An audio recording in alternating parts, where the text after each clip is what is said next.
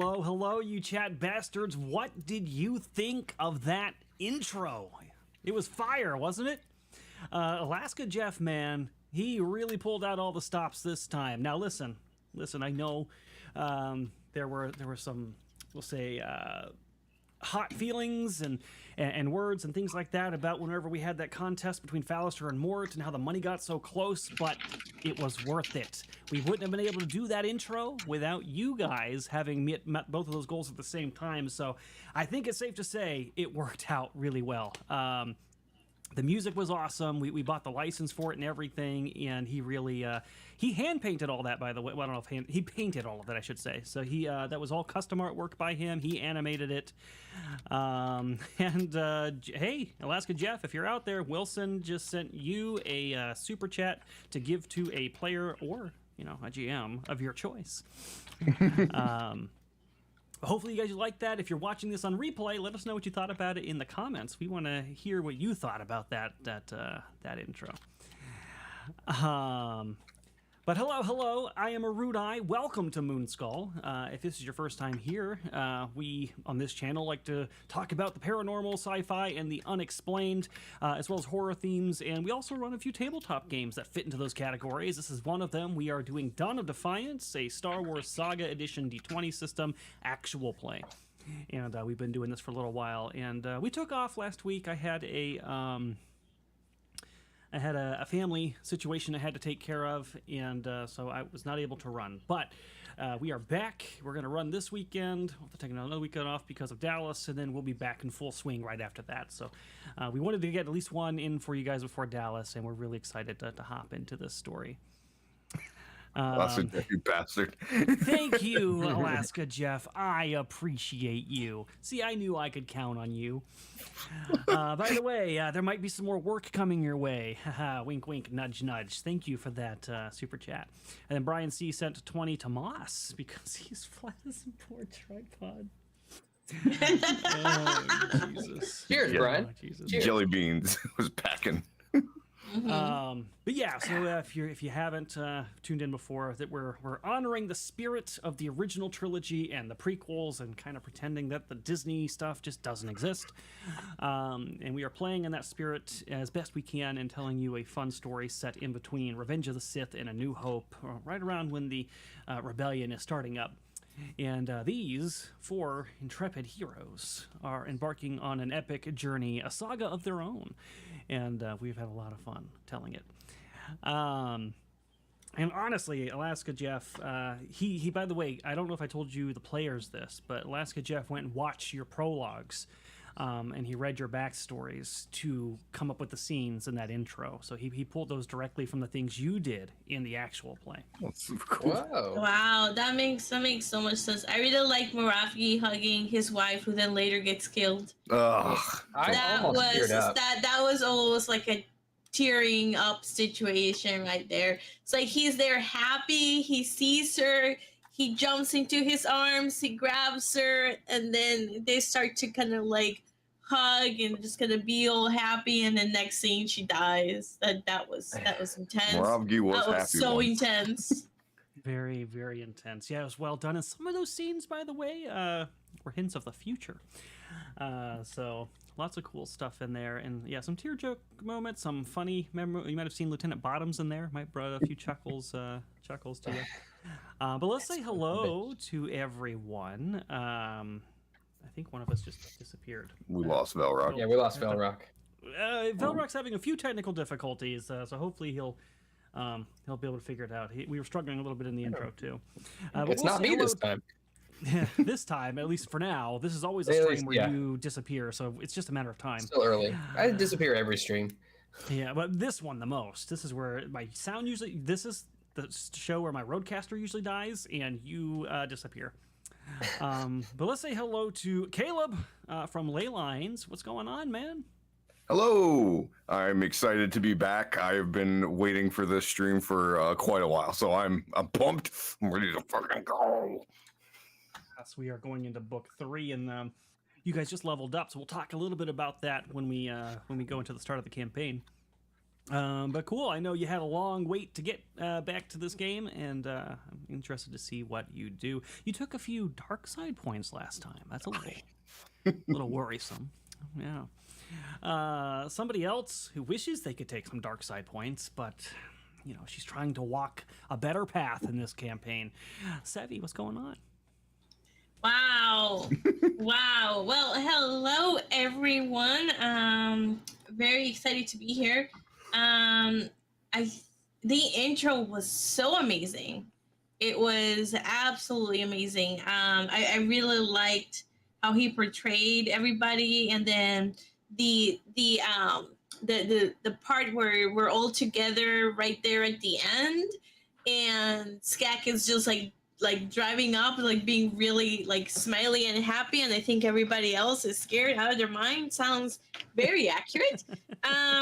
So that was actually just very amazing. So I can't wait to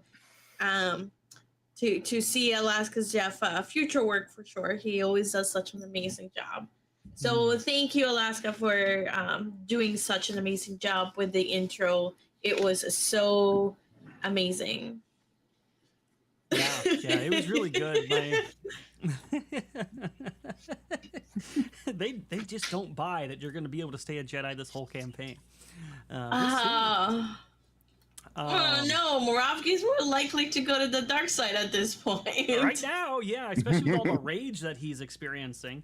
On the intro, I think my favorite visual, because there's a lot of cool stuff in there, but like what he did visually, there was a particular scene where like a third of the city comes up, a third of the city comes up, a third of the city comes up, and then the flag kind of like falls down with the guy like saluting it or whatever.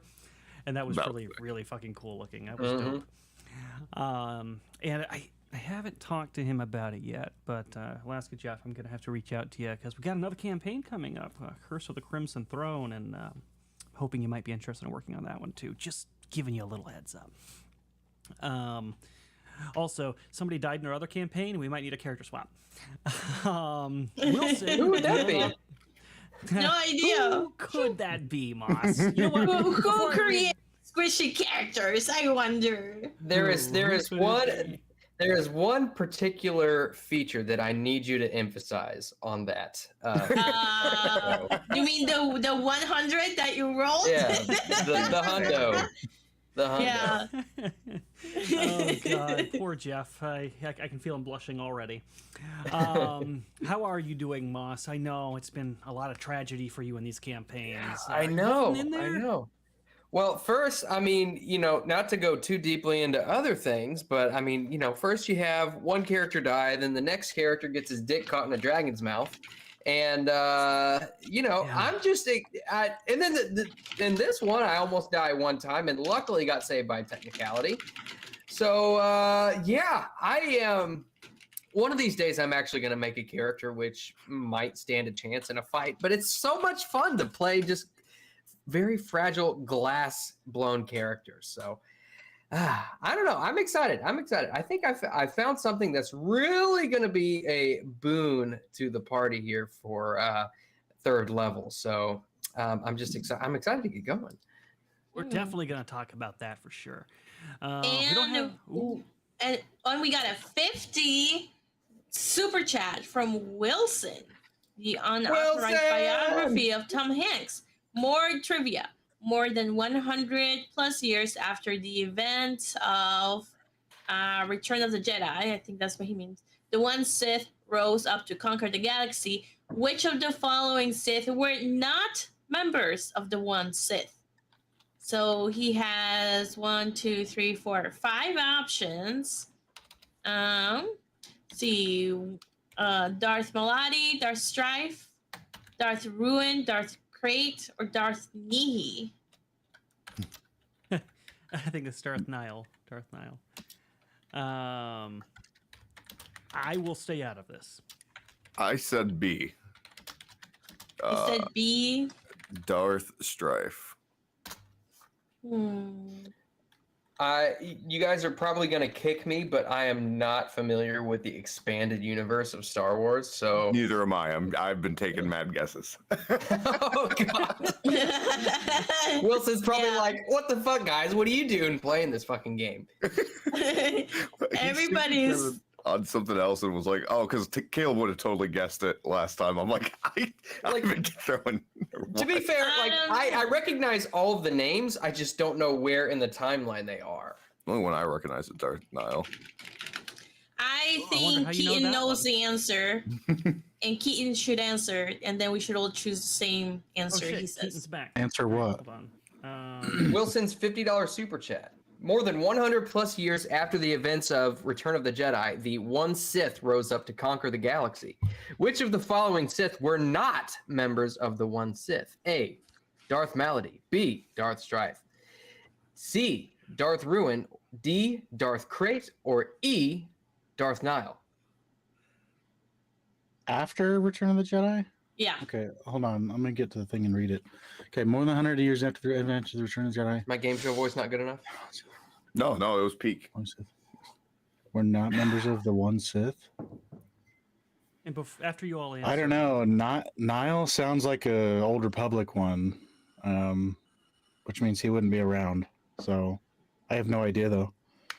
All right. I'm gonna you guess. answer your I'm own gonna question. go with A. That's gonna be my guess because nobody has picked A. When in doubt, everybody guessed. pick C. So I'm gonna go with Darth Ruin. All right. I am in agreement with Moss. I believe it is Darth Ruin, but I am not competing. And 100 Caleb years did after? B. I never read any books that far. That's Which too far. means if you know Darth Nile, it would definitely be Darth Nile because he wouldn't have been there. If I'm correct. That's Darth Nihilus. It's different. It Mm. just sounded Yeah. similar. A lot of people are guessing E, so I guess we'll find out. All right, we'll see what Orman says. I am pretty confident it's Ruin. But, Wilson. Or who did I say? I say Wilson. Oh, Sorry. But cool. We'll see if he's stuck around to answer that with us. But yeah, so let's start getting into this a little bit. We got Velrock back. Oh, but you know what? He might be muted because I didn't reset yet. Let me do that real quick. If you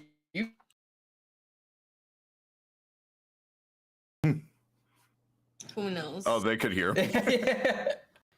Oh, that is hilarious. It's only- this whole time. It must only be me that gets muted whenever I disconnect because they No, can. it happens Yeah. to others. It happens to others. No, they could Jack hear could hear him him. this entire time. The entire time they could hear him. Oh, that's the first time ever. Usually, if somebody comes in after Yeah. me, it doesn't go through for some reason. That's weird. Maybe they updated video. Moss and Erudi are correct. Hey, look at that. Bing. That's why I said I wasn't going to partake because I was pretty confident I already knew the answer. That wasn't a satisfying question, though, because everyone just guessed. You know what? Yeah, that that's was a true. satisfying question. It was a $50 super chat. I find that very satisfying. I thank like you That for part is question. satisfying, but ask questions that some of love us the might trivia. actually get. It's Do gonna like be new really Jedi hard. Order stuff and Clone Wars. Right before you came on, 3 of the people on this panel admitted they don't know the expanded universe, so it's just you and me that have read that stuff. It's Yeah, I know just you Knights. guys. I know Knights Oh, of the Old Moss, Republic. you got a Farseeing token as a result of winning. So that means you get advantage on a roll. Hey, look at that. That's awesome. Thank you, Wilson. Enjoy that. So actually, Pam, Oh, I I do need a will. little assistance from you because my brain is a little foggy. I've been very occupied with some personal family matters over the next week, and I am struggling in my brain to remember if we've. I know you guys got out of the prison last time, and I know that you took off and watched it explode. Did you get back to the next location yet, or did you only go to hyperspace? I don't think we even We Did we just even get went to to hyperspace? hyperspace. We didn't even. We got in the ship, like and that just was left the about planet's atmosphere. Okay. Yeah, all we- right. That's what I thought, but I just wanted to make sure. Michaela Did says, Erudi's characters die yet? I am Epic all Mike. the characters, Epic Mike. Yes. Except for the planet. He died, Big Mike. It was glorious. It was glorious. He exploded, and then the blood went everywhere. And that's when we found out that the blood actually was black.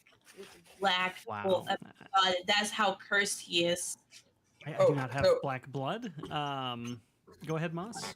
I don't think I've gotten a Farseeing token before. Is there a special place that we keep track of that, or is that kind of like Just the in your Disney notes. 4 seconds? Okay. Yeah, just put it in your notes Mm. somewhere. By the way, chat, if you haven't been watching Mummy's Mask recently, we've been announcing week by week the new cast members that are going to be in Curse of the Crimson Throne this August. And Epic Mike is one of those cast members, as well as Sevvy and Comics Division. So we're still putting those all out there. But since he's here, I wanted to say hello to Epic Mike and point you guys at him and be like, that guy right there and Sevvy are going to be on the same screen, and I'm already miserable about it. And Epic Mike is going to be doing Werewolf too, so that should be really fun. Ooh, that's going to be exciting. Yes. Haven't announced the cast on that one yet, but he's very eager and chomping at the bit on that. He's been messaging me about it over and over, and he's super excited to tell you guys some werewolf stories. I love how you say wolf, by the way. Me? Woof. Yeah. Wolf? Woof. Do I say it weird? When you say it like in a sentence, you say woof. Yeah, werewolf. Wait for some werewolf. Werewolf? You were saying it all this morning in Tomb of Annihilation. It was making me laugh.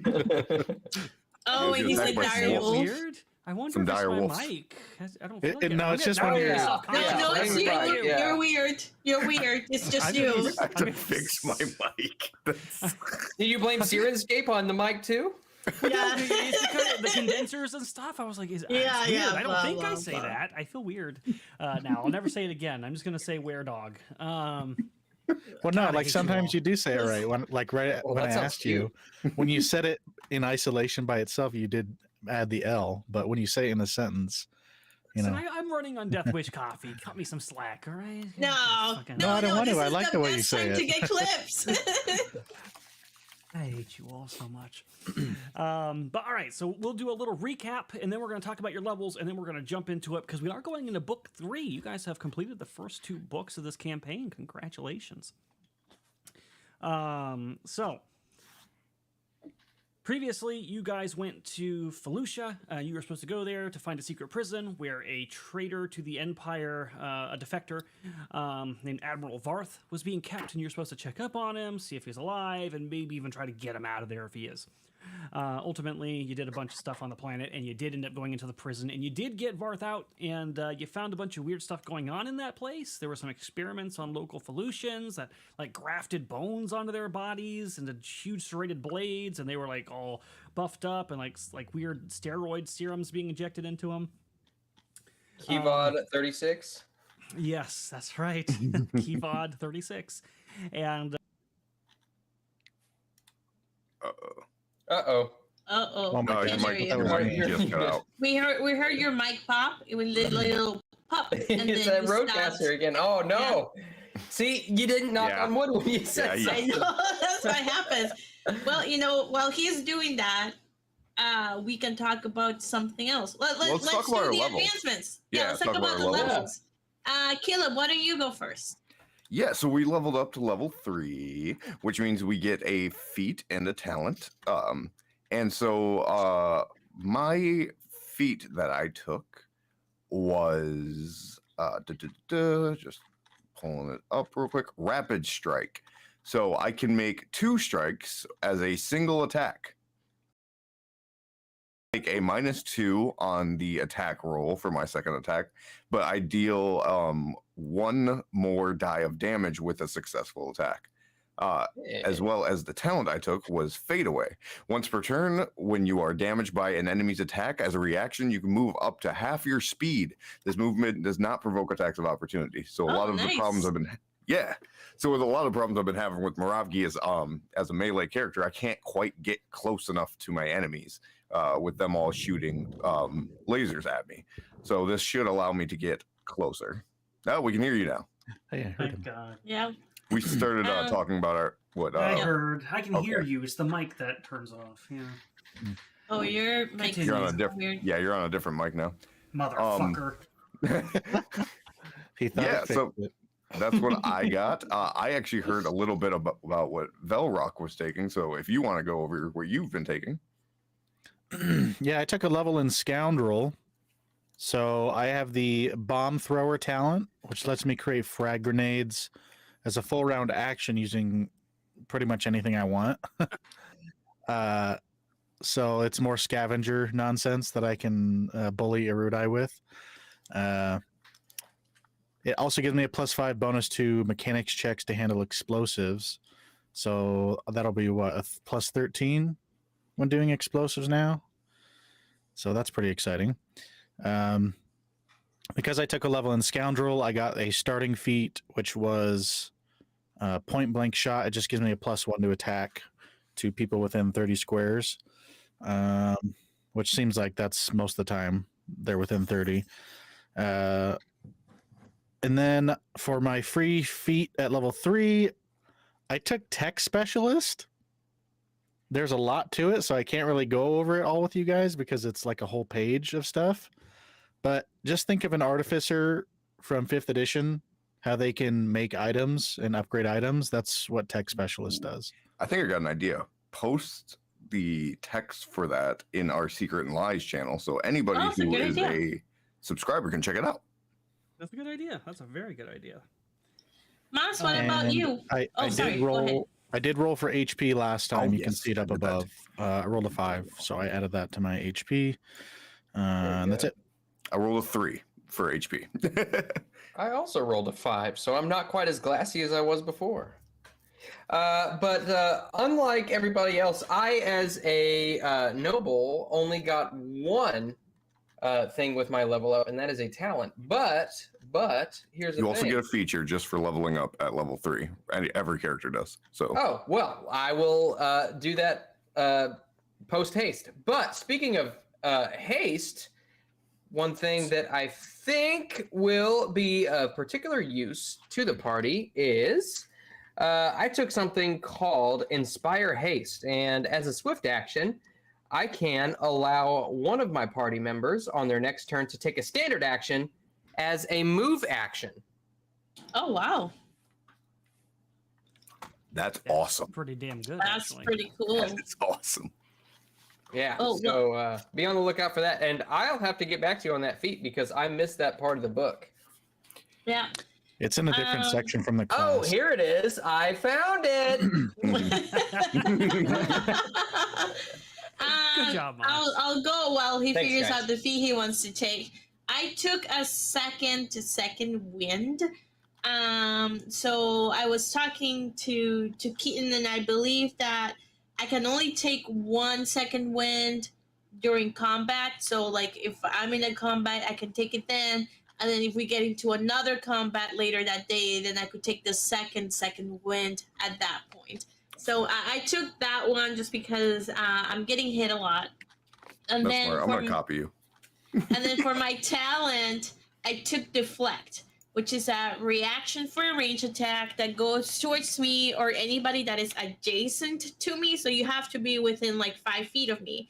So if somebody shoots at you and you're within 5 feet of me, then I can use the force to have the shot or range attack or whatever it is miss.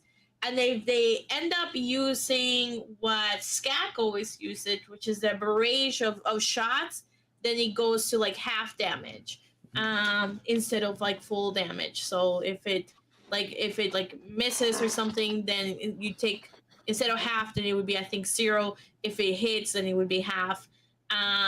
So that's I thought that would be pretty cool because I am building her up to be more focused in Deflect, and then eventually having her be dual weapon. But for now, I think that made the most sense. So I'm just gonna keep having her focus on being able to help the party while we are in a fight, and then eventually be better with her lightsaber. Yeah, you'll certainly be tankier when you can deflect a whole bunch of the shots and then also take more second wins.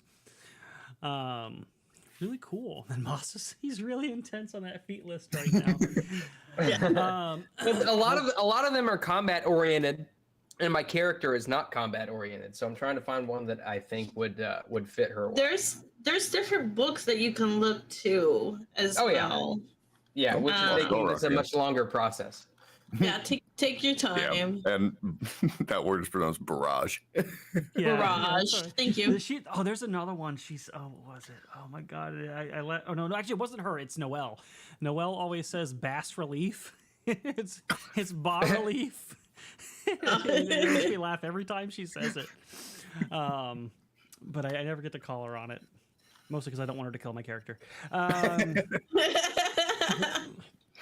So we have some benefits, and before I talk about those benefits, guys, we are opening a new Discord server for tabletop and Moonskull combination. Everything basically Sevvy Erudi. It's our Discord and our Gilded that we have, but we're making a mirrored Discord to what we had on Gilded. For those of you who have been saying we don't want to download Gilded, we don't want to make that account, we don't want to do any of that. If you had Discord, we'd probably support you and probably support Legend Seeker. So we did it. It's happening. Right now, you can go to the link and you can join. You'll be dropped into a waiting room because we're still building out the channels. But as soon as the thing's ready and it goes live, you'll see the rules section appear. You can click accept rules and you'll see all the channels. To kind of encourage you to go there and support Legend Seeker there, I'm running a very limited promotion that if you get a membership through Discord specifically, you'll do 4 times the benefits. So 4 Farseeing tokens, 4 bennies, whatever it is. That's silver tier for a whole show, gold for every single cast on both channels. So if you really want to multiply your money like 80-fold in supporting the show, you can also support Legend Seeker and help me bring my tabletop role-playing game to the market for you to help fight the woke machine that is destroying all of our IPs. There is not a set ETA on Discord getting set up. I'm going to be honest with you. I'm not in a particular rush. My goal is hopefully to have it by the 15th because I know a lot of people don't want to stay on Gilded because of what they're doing. But personally, I just got back from a very important funeral or family situation and also have Dallas coming up. So I'm not like busting my balls to get that done right away, but we are working on it as fast as we possibly can. There was a question about Crimson Throne. When is that? What day is that going to be taking place on? Notice I did not spoil it. I said I didn't know if it has been announced. Like what day of the week / time? It's going to be on Saturdays. It's going to be Saturday mornings. Okay. And it's going to take place in August. We haven't announced the starting date or the character creation or anything of the app, but when the show does go live, it'll be Saturday mornings in the morning. So there you go. And that's GNGTT? That will be tabletop, correct. Tabletop. Good enough. Okay. If you're curious about what happened to Gilded, go to Gilded, and everybody's been talking about it there. I think it's been linked and pinned and all of that stuff. Or you can just literally Google or go to Twitter. It's on fire there. Everybody's talking about it there too. But basically, they're doing a less offensive version of what Sony did with Helldivers. All right, so leading into that, saying the 4 times benefits and all of that with Discord, we do have some benefits for you guys. We got a gold membership from Hail the Dungeon Daddy. So that one is 4 times. I'm sorry, that's 2 times. So you get 2 force points each.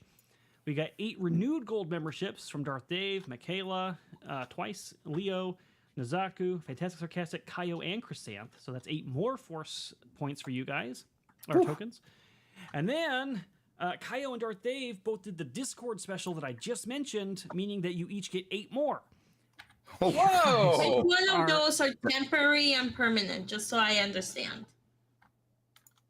Normally, the Gilded ones are temporary, and it's only the link. Streamlabs links are permanent. But because you guys are getting like a shit ton of them, I'm probably going to let some of those carry over because we're running a short episode, and I don't think you're going to eat that many this session. But normally, Gilded ones expire after the session. So that is 18 in total. Yes, that is correct. That is correct. So enjoy. Very nice. There you go. Oh, and by the way, I did figure out what feat I am going to take. Oh, do tell. This comes from the Rebellion era source book, and I took Imperial Military Training. Once per encounter, I can negate a mind-affecting effect targeting or currently in effect as a free action. Ooh. So you found the Imperial background information. Nice. Both of them sipping at the same time. Wait, let's try to do it all at the same time. Caleb, do you have something to sip on? Okay, ready? You count it. Okay, 3, 2, 1. Fish coffee. There's nothing in here. I just wanted to join. Got mine from, Folger's Custom we just got Roasters. Velrock. Folger's Farm. Welcome back, Keaton. Oh, but I can't unmute him. Let me restart.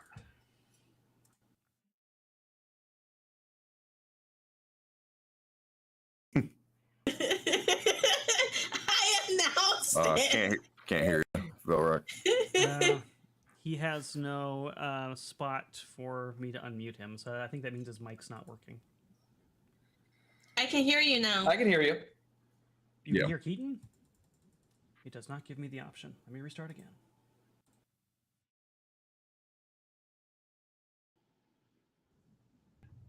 Okay. That's fine for now.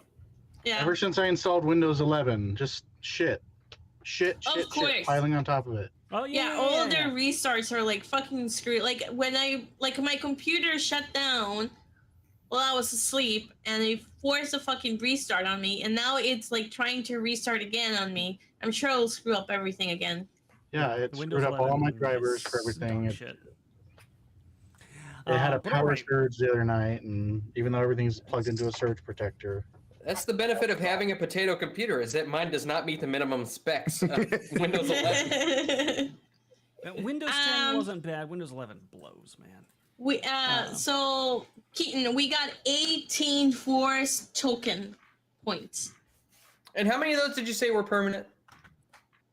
None of them. They're all temporary, but I'm going to let them last 2 episodes because you got so many on a short episode, and we've already eaten 40 minutes up of a 2-hour episode. Perfect. So we do need to hop into this. Oh my god. Yeah, we like to talk apparently. We're What we do, chatty though. Cathy's. We like to have fun, you know. All right, so we left off with you guys having left the planet. The prison exploded, and O'Keefe said that she was going into hyperspace to take you to your next destination, but was very kind of coy / cryptic about where you were going. All right.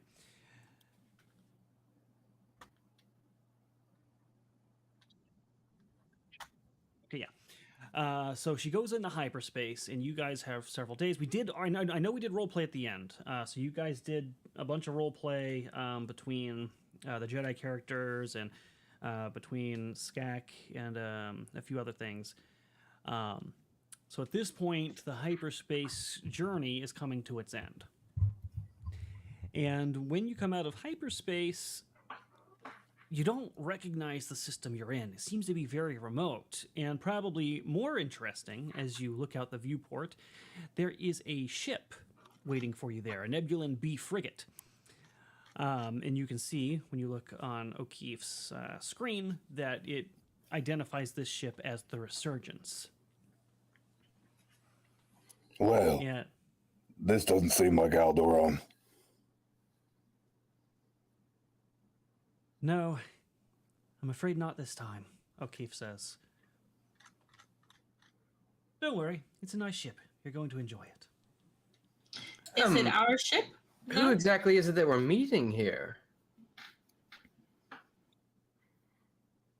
She looks back at Maya, who looks at her, and Maya shakes her head no, but O'Keefe just shrugs and goes, "You remember that secret organization that Organa didn't want you to know he was associated with?" She nods at the ship. "Welcome to it." Oh. The Wookiee for a second thought you were a traitor. He was really getting close to tearing your arms off. Maya, who looks a little annoyed that O'Keefe went ahead and said that anyways, does break out into a grin after that and says, "Please don't take our arms off. I don't want to have to try to land this ship. I'll do worse than the crash droid did." Great. All right, let's get to it. Also, Keaton came back, and you're gonna have to restart. Yeah, here I go. my audio wasn't working on VDO, so Say I don't know something, what's Keaton? happening because my computer audio was fine. Yeah, I mean, I can hear you okay. Yeah, and it's going through an OBS. Oh, wait, they said they can hear you. Something weird's going on today. I don't have to actually reset. This is so bizarre. Good for you, bad for him. Yeah, don't look a gift horse in the mouth, as they say. Yeah, I'll take it. I do need to add Keaton back to the screen, though, because his link is changing, which is new. Normally, your links don't change. All right, Keaton. Where's your face? There it is. Oh, look at that. Velrock's A feline named Vajayjay, member for 2 months. Erudi said he's in no hurry to bust balls. Please, with all due respect, keep your ball-busting adventures to yourself and Craigslist. God, I hate you all. I hate you all so much. Somebody else was commenting on the Devil's Chair earlier. Yeah, they quoted Sevvy. They were like, just come sit on this creepy chair in a creepy graveyard. It'll be fine. I hate her. I hate her so much. I say that with a grin on my face, but I hate her. So we get out of the ship and onto the other ship. Yeah, O'Keefe communicates with the ship, and they exchange some electronic codes back and forth, and then the Banshee does land in the Nebulan B frigate's hangar bay. Oh, so we don't have to dock? I've never docked before. Well, how could you? You're a woman. Oh my god. Be gentle, Ethel. He elbows on you and get it. Oh, Jesus Christ. When the Banshee lands, O'Keefe shuts it down, lowers the ramp, and you guys exit out into the hangar bay. You're greeted by the ship's captain, Adrian Verana. A tall and slender man with jet black hair and finely trimmed beard that hugs his square jaw. He is dressed in the sterile uniform of an Alderaanian officer. His dark eyes seem to weigh each of you carefully as he speaks to you. And he says, "Welcome aboard the Resurgence. I am told that you're going to be our guests here, and we have assigned each of you some quarters." This is news to us. It's a pleasure to meet you. My name is Dina. This is Moravgi, and there's you all can introduce yourselves. I'm Moravgi. Do I get privacy in my quarters? I'm sure you do, Skak. Can I get $1 instead? Oh god. What's it all? I'm Anya. I don't know. This droid is glitching out. A pleasure to meet all of you. I've heard a great deal in my several briefings about all of you and your journey to get here. Let me say that we are appreciative of everything that you've done so far. Yes, you'll have privacy in your quarters, and you'll have access to the medical facilities if you need them. And the agreed upon credits have been transferred to your bank accounts. You are free to confirm the transaction on your terminals in your quarters. What about a workbench? Do I get a workbench? We do have available workbenches, yes. And then Yeah, I'll take one of those for my room. And he sees Admiral Varth coming down the ramp, kind of massaging his wrists where the manacles had been the day before, still pretty sore. And he kind of nods behind him, and 2 Alderaanian officers go up, and they recuff him and escort him away. If I might ask, this is kind of all out of nowhere, and normally we don't like being surprised. How is it that a meeting was set up between us and you, and with unbeknownst to us? Why were we not kept in the loop on this? Senator Organa is thankful for your assistance and forever grateful that you went to such great risks to aid him. He reached out to me and Captain O'Keefe, and his orders were very clear, to bring you here. You have to understand, though you have proven to be very helpful and you have done great work, he still has a great deal to worry about in terms of his identity and his associations, and he thought it wise to bring you here first for debriefing and perhaps some further offers. Shouldn't he have done that before we met him face to face? Circumstances were hectic at the time, and the cargo that you were carrying had to be delivered to him hastily. But How much credits did we definitely get? an ideal. Gotta go back and look. I think it was 1,000, but let me look. So, in short, he wanted to make sure we weren't just useful idiots, and actually 2,000. Sorry, you each get 2,000. wanted to size us up and wanted to make sure we weren't just useful idiots.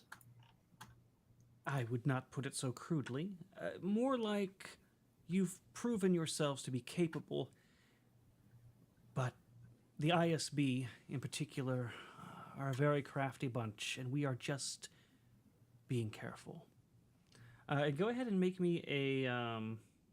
Oh shit! Did we just lose Moss? Son of a bitch. No. No, Moss. Yeah, just disconnected Moss from is me. here. Son of a bitch. All right, say something, Moss. Let me see if it comes Can through. you hear me? No? Okay, yeah, it's coming through. I'm Okay. really glad I don't have to keep restarting. That makes me happy. I wish that was. Okay, gonna you be want us forever. to do what? Perception? Yeah, to try to kind of sense a motive here. Actually, I can't remember. Does the system have sense motive? If not, then do perception. No, it doesn't. I'm gonna roll a force token point for this. That is not something that Skak would be aware of. He's not good Oh at fuck! sensing I only motive. did To 50. sense his motive for bringing us here, or... You will know when I tell you. Okay. Because if it's something political, I would like to argue for a bureaucracy check. It's not. Actually, I could see this falling under bureaucracy. You can roll that. You also rolled survival instead of perception. I did? Yes. Oh, wow. Not only are those words not close to Oh each my other, God. but those skills are not close to each other. Yeah, it's really funny. Yeah, I don't know why. Apparently, I'm lexistic. Yeah, clearly. Yeah, Freddy, wasn't the intro sick? It was awesome, man. It was awesome. But yeah, so Laylines, Moravgi and Anya, you two, you start to kind of, as all this information is coming in, you start to kind of read between the lines a little bit, and you're realizing you're not really guests. This feels a lot more like you're being handled, contained. Not exactly prisoners per se. You do have like freedom of the ship and stuff, but it's very clear the reason you've been brought here is because they're not ready to let you loose with the information that you have. Sensational Being was correct. He said you're all being handled way before you told us to Did he? roll. Like, yeah, because they Yeah. said that, and I was like, huh. I'm wondering if they're right, and then like 2 minutes later you said, "Oh, roll that's perception." funny. Yeah, That's I do see that. That's funny. Yeah. he said he said it a couple minutes before you called for the roll. That's Yeah. how insane that is. Skak That's is only amazing. concerned about working on the stuff that he has, so he's ignoring all of this and just like, okay, where is it? Is it this way? Hmm. Yes, we will. And he's holding a take you dead to your stormtrooper over one quarters. shoulder. That's a little Wookiee. concerning. I didn't realize you're carrying that. They do offer to Yeah, take that off your I hands. mentioned it before we ended last session. I did. did not realize that. So yeah, so they will offer to take that off your hands. No, he No, doesn't no, I need any need it. help. And he kind of shrugs, and they shrug at each other. Not sure if that's an issue or not. The only thing they do check is confirm that the stormtrooper's actually dead, so you're not smuggling an actual soldier onto the place. But when they seem dead, they just let you walk off with it, no problem. And then do I notice anything similar with my check? I only rolled a 12. Yeah, the 12 was not high enough, Okay. unfortunately. A 3 count. So basically, this is standard protocol as far as I'm concerned. Until we tell you otherwise, which I mean I will tell folks as soon as we have more privacy. Yeah. Well, since we don't have to meet with Senator Organa, then we're free to go as we please, correct? Correct. We will be debriefing Admiral Varth, and based on that, the senator did mention we might have further need of clandestine agents such as yourself to act on his behalf. So I urge you to first keep as quiet as possible about the senator's involvement. Don't try to get any messages outside of the ship, that sort of thing. And keep your mind open to more opportunities. Think about that for when I next approach you, if you would be willing to continue this fight against the Empire. And when can we go our way? Or do we have to stay in Resurgence until you allow us to leave? I'd be very careful about how you answer this. The Wookiee does not like to be contained. He's really acting like a angry feline. Oh, do not worry yourself about the idea of being contained. We are keeping you here for a brief time for your safety, of course. The Empire is actively looking for you after the several incidents that you just went through. We're letting everything die down, and then we'll discuss how to best help you out from there. Well, I think that we would know better, and by brief amount of time, how much time are we going to be held against our wishes here? This is going to depend a lot on our debriefing with Admiral Varth. I don't have a ready answer for you. Okay. But Well, just I be would suggest that patient. I would suggest if you want us to be allies, you think about how you treat us in a different way, rather than forcing us to be here. I think you are misunderstanding the situation, Jedi. but Sure, I'm sure I am. Skak is at the hallway, like at the end of the hangar, and he's like yelling out to the guy.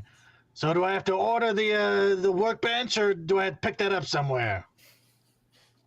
There are rooms that you can schedule time in. It doesn't go to your personal quarters.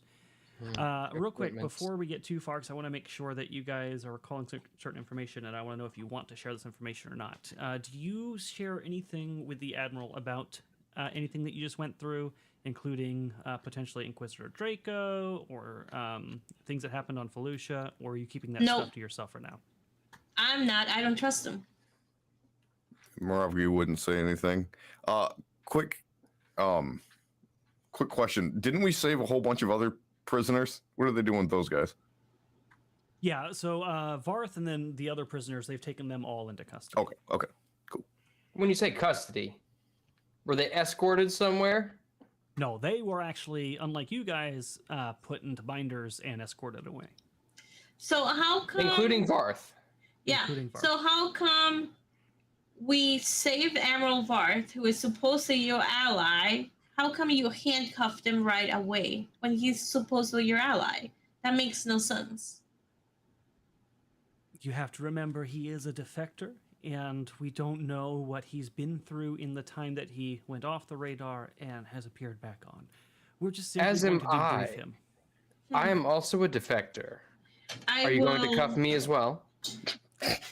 I will encourage you to really think about how you're treating your allies in this situation. I know it is not your call and you're giving directives, but this is not the way to treat allies, particularly ones that you're asking to defect on the Empire on. I would think a member of the Jedi Order who has seen firsthand what the Emperor is willing to do to those he considers a traitor, you would be more appreciative of our care and what our precautions. At the same time, with my experience in the Empire, I know just how uncooperative an unwilling prisoner is. Varth Got is an that right. admiral of the Imperial Navy. He knows how this goes. He was expecting to be cuffed. He knew, probably before you knew, what was going to happen here. But Okay, can I roll a perception to see if that's true? Sure. If he thinks that's Yeah. true, if he's just Can I join in bullshitting on us. that? I'm gonna do a force point on it. As will I. and so I make sure I answer your role correctly. You want to check if it's true that Varth has probably suspected this and was anticipating this, or that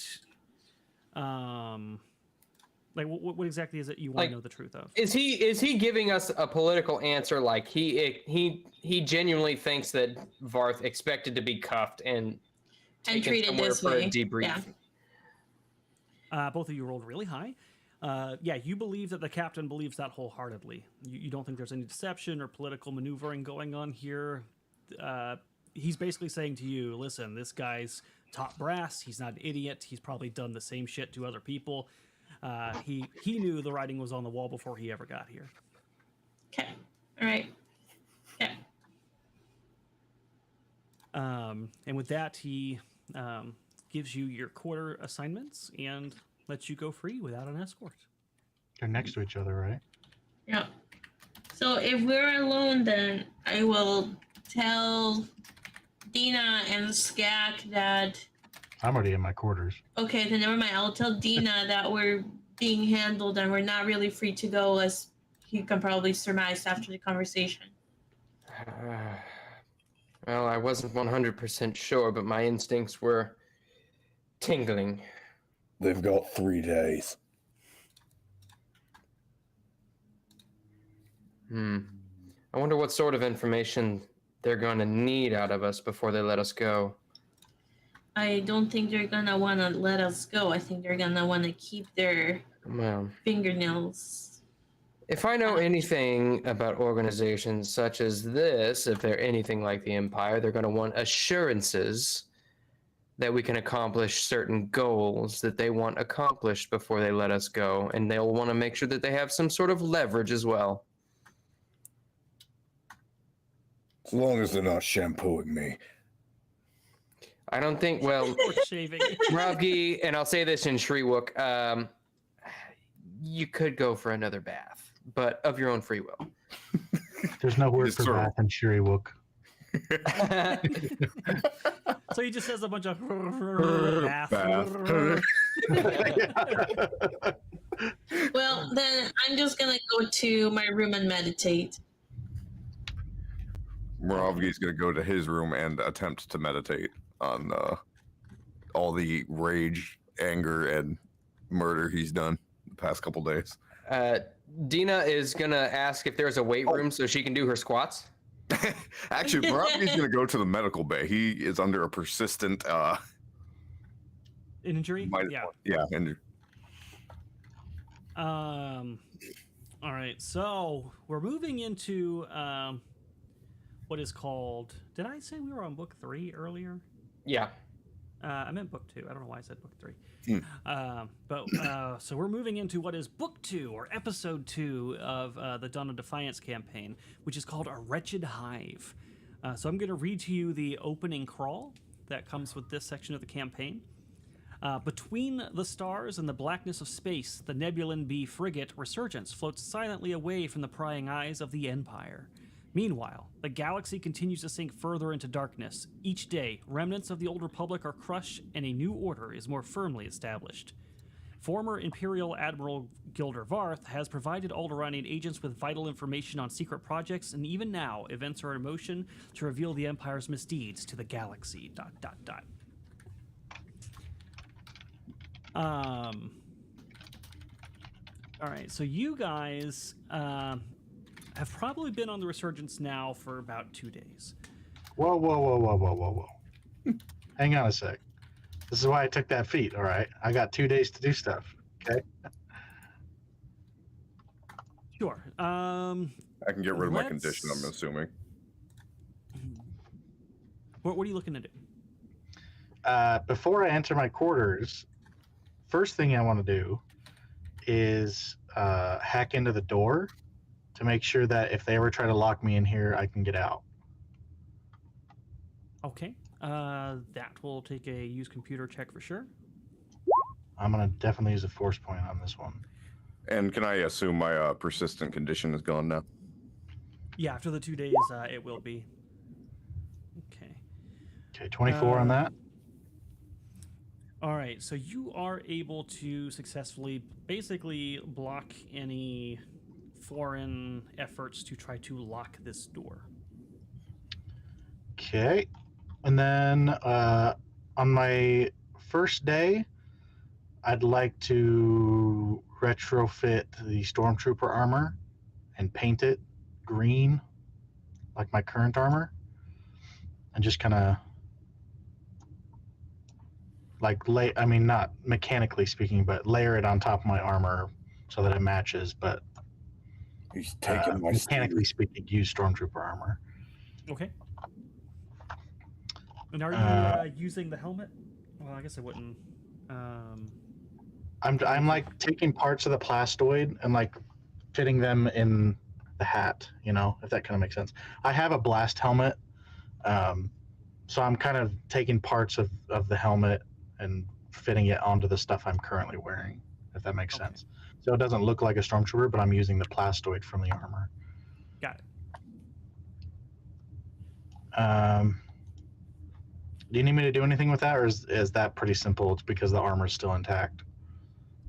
You're not in any danger or on a timetable, so I think you're safe to take a 10 on that. So if that skill will be a result of a success, then just take a 10. Okay. And then for my tech specialist, if I have 2 days to work, I'd like to attempt some stuff during those days. First thing I want to do is upgrade my weapon, +1 bonus to attack rolls. And that's, let's see, how much is my weapon? My weapon is worth 1,200, so it'll be 120 credits and 1 day of work. I have to make a DC 20 mechanics check, and if I can get R3's help during this day, I'd appreciate it. Sure. So this is a tech specialist ability, so that's going to require a roll. Let me get R3.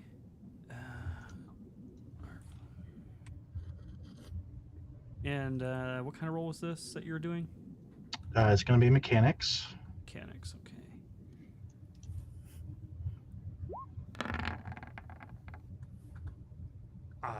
He definitely succeeds in helping you. Oh, how'd he get that high? I thought his mechanics... Oh, no, maybe it was his used computer that wasn't as high. His mechanics is super high? Yeah, it seems to be pretty high. Okay, so +1, right? Oh, I am using R5 stats, so... But for now, we'll just go with that. This is not R3 stats. That's okay. Okay. Yeah, I mean, he got a nat 19. Yeah, either it way. would have been high enough regardless. Okay. Okay, 28. So that actually ends up working. Okay, so that is your first day. And then the next day, does anybody want anything?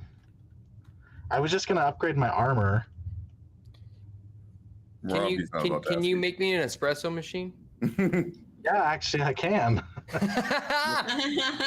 Moravgi, in order to look more menacing, takes the Rancor jawbone that he stole from the dead Felucians and attaches it to the bottom of his stormtrooper mask. Okay. If you want, just because we've eaten up a lot of time, and I do want to get into the story a bit, if you want to be able to discuss with the group offline during the next week a modification that somebody might need, if not your own. Nah, no one's said anything, so I'm upgrading my armor. Okay. I do have then it sounds like. I do have a quick question. Am I starting to see any progress on my butt from all the squats yet? No. God. Come on, not even a little bit of tonality? Let's. I need You work out, you know, typically it's 60 days before you even start seeing results yourself. Other people Well, might start I mean, if noticing you're them, all but skin you- and bones, it's faster than that. I mean, and I've been at a 500 calorie surplus, Erudi. Come on. Uh-huh. You definitely don't see results in 3 to 4 days, I'll tell you that. I just need one more roll from R3 to determine it. Yep. Mechanics. I have to see how much this costs too. Stormtrooper armor.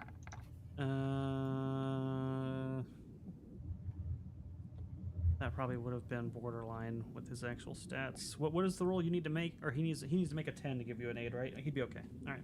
Damn it, Orban. Yeah, he did make it. Yeah. Okay, so then I just hit 20, so that actually ends up working too. Perfect. And that's 800 credits for that. Jeez. Okay, we're good. Thank you. You can't add mass to a board. Oh Come my on, guys. Cybernetics for that ass. You should know. Okay, so what episode am I gonna have to mention that I do squats? What episode? If I mention I'm doing squats every episode, what episode are we gonna be on before I see some results here? 36. To be. Actually, I like that answer. Okay, Because I'll take it. we're gonna skip episode 36. Why can't I have a nice perky little butt? We'll see what we can do for you. But for the sake of right now, you guys have been on the Resurgence for a couple days. It is a well-stocked ship, and your hosts, despite the intention of keeping you here against your will, have been pretty generous with you. So they have given you some more rations for whenever you do eventually leave. Anybody who's using blasters and has to carry power packs, they give you enough to stock you up to 5. Do I get? Could I be supplied with med packs? Yes, they will give whoever you designate as your officer, your medical officer of the group. They'll give you 3 med packs. And then additionally, if you're injured, if you're missing any hit points, even though you'd normally probably regain them slowly, the medical officers there tend to you and get your wounds fully healed up, and any lingering conditions that aren't permanent are removed. Okay. right. So you guys should be very refreshed and feeling good now. So I do have a mechanical question about one of my items here. The medical kit. That's not an item that you can just use up. It's more like a tool kit, right? It doesn't Correct. it's not consumable. Okay. Yeah, the kit is different than the packs. The kit is if you don't have that, you actually have penalties to trying to do things. Certain Okay. things. That's what I thought, but I had reduced it to 0 for some reason. So just making sure. And so on the third day, you guys, how convenient. Third day was the amount of time that Moravgi had given them.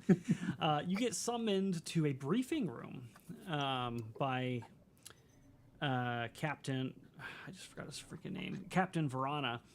And also signed on here is Admiral Gilder Varth.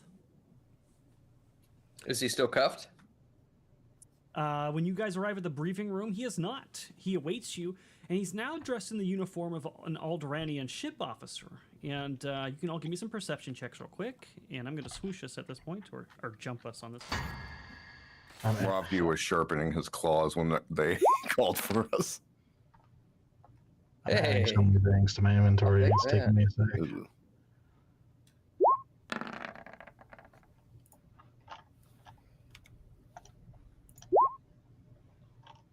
Ooh.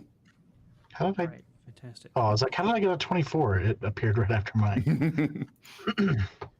So as you guys come in here, and he starts kind of gesturing for you guys to take a seat, and he's standing there uncuffed and keeping his military bearing, you do get the sense, most of you, basically everybody but Skak, I guess. Oh wait, hold on. No, you got an 18. What's that one? Oh, the one was the force point. All right, so yeah, you all are fine. So you get the feeling that while he is keeping his military bearing, he does seem to be uncomfortable. You know, he's not. He's been a military officer his whole career for the Empire, and now he is in basically a traitor's uniform, and he does seem to be a little uncomfortable in that sense. And you definitely pick up that vibe as he asks you to take a seat. I'll tell him, Admiral Varth, you look dashing in that uniform. Well, thank you very much. We'll see if I can keep it as well maintained as I did my Imperial uniform. Well, I would say being alive looks good on you. He does smile a little bit at that. I can't So argue do they- those facts. So are you still Admiral, just in a different military, or what happens with your title? As yet to be determined. But for now, I at least know that I'll have officer status. And after review, given a rank according to what they think they can trust me with.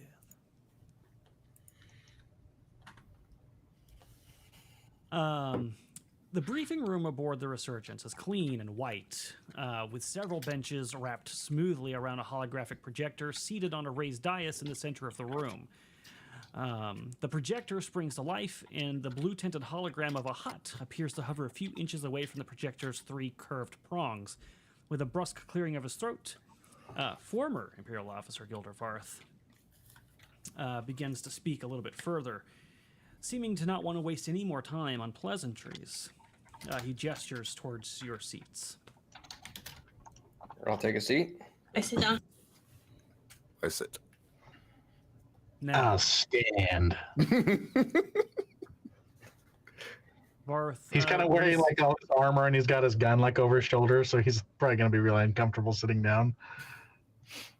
Varth does not look particularly pleased that you are not taking a seat after he told you to. You get the feeling he is a man who's used to, when he says jump, people jump. Well, he better get used to it quick. But being out of his element, he seems to sort of kind of just push that feeling down.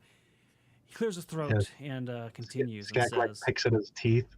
He's like getting some meat out and like flicks it and then like hits one of the walls nearby.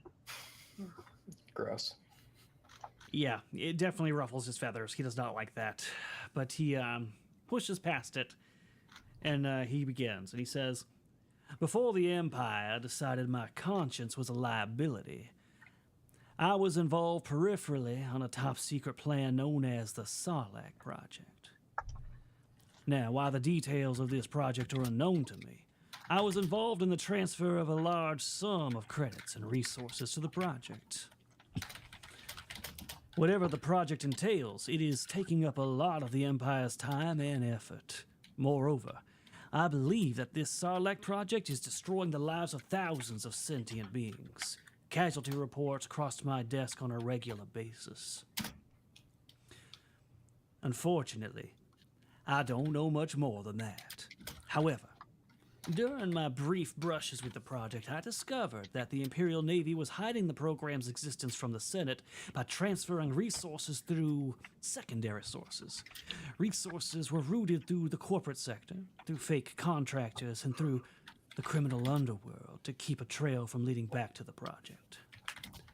One such secondary source was a Hutt crime lord named Darga. He then kind of takes a little laser pointer and points at the hologram of the Hutt that you guys just saw. Does that sound familiar? Darga? Yeah, would I know who that is? Do you have it's either criminal underworld or streetwise or something in this one. Fuck, what is it? I just worked with. I mean, there's galactic lore, maybe. This name would probably not be familiar to you unless you specifically have that knowledge skill. You've not worked with this guy for sure. Which knowledge skill? It's either streetwise. Let me look at your sheet. Hold on. I think Streetwise was a Starfinder thing. No, that's a different version. Streetwise isn't on this one. It is. Oh, they don't have it on this one. It probably would be galactic lore then. May I roll a galactic lore check? Mm-hmm. Pretty please? That's fine. Can I roll a jump? Because I have a really high bonus in that. Are you going to jump? To conclusions. Exactly. Damn, that's pretty damn good at 26. You have heard the name, and you specifically heard this name because for your first assignment, you were being... you were up for a few different first locations besides where you were sent, Brental, and one of them was Cato Nemoidia. And so there was a chance you were going to be sent there for an Imperial assignment because there was a project coming up where they were maybe going to try to rehabilitate the planet because it's kind of decrepit and in ruin right now. They really had a fall from grace after the Clone Wars. And some of like the known threats that they briefed you on was that there was Hutt activity there. And you don't know a lot about this individual, but you do remember specifically the name Darga the Hutt being in one of those reports. Okay, I will. I'll relay that information to the party. And Admiral Varth stops for a minute while you say that to them. And How do you know so much about all that, Dina? Oh, it's just happened. Well, that's a long story. It had to do with previous potential stationings, but that's all in the past. Well, like all Hutts, Darga is a slimy gangster whose love of credits is exceeded only by his love of power. Part of my job involved transferring resources to Darga, and in turn arranging for Imperial agents to take control of other resources from the Huss organization. These were not simply transfers of credits. The items being traded were not specified, but physical resources were definitely being exchanged. Though it's not much, it's the only lead we have. Captain Verana has charged me with helping to uncover more about the Sarlacc project, and he has authorized me to use you as my agents. We need you to travel to the planet of Cato Nemoidia and find Darga the Hutt, see if you can learn what he is trading and how it relates to the Sarlacc project. Any questions? Nope, I'm ready to go. Are we going right now? Did we get to shoot anybody? You are eager. What sort of troubles will we find on this planet? Is it heavily Imperial ran? Or is it more sympathetic to our cause? Unfortunately, Darga's exact whereabouts are unknown. However, he has been seen in the Cato Nemoidia city of Zara. Chances are that someone in the city knows where he is. In terms of Imperial presence, it's minor. The planet has fallen from grace, we shall say, and is not in the best condition. We have a presence there, but the Emperor hasn't seen fit to deploy any more resources there than necessary. Are they going to look at us weird if we're walking around with weapons and stuff? Zara was heavily damaged during the Clone Wars, and half of the city is still in ruins. A few residents that have chosen to remain inhabit a cluster of settlements on one end of the city. Viper, swoop gangs, and other criminals have taken up occupancy of many areas. I don't think too many people are going to be questioning you walking around with weapons. How territorial are these crime